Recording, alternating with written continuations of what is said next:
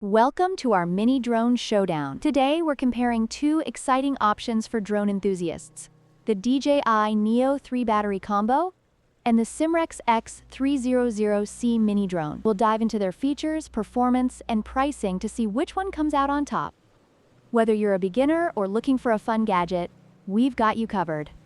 When it comes to camera quality, the DJI Neo stands out with its impressive 4K UHD capabilities, allowing for stunning video footage and detailed imagery. In contrast, the SIMREX X300C offers a more modest 720p HD camera, which, while sufficient for casual use, lacks the clarity and detail that the DJI provides.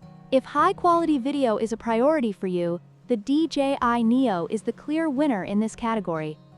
Next, let's talk about flight time. The DJI Neo impresses with up to 54 minutes of flight time, thanks to its 3-battery combo, making it ideal for extended shooting sessions. On the other hand, the SIMREX X300C offers a maximum of 18 minutes with its 2 batteries, which is significantly shorter. For those who value longer flight durations, the DJI Neo is the better choice.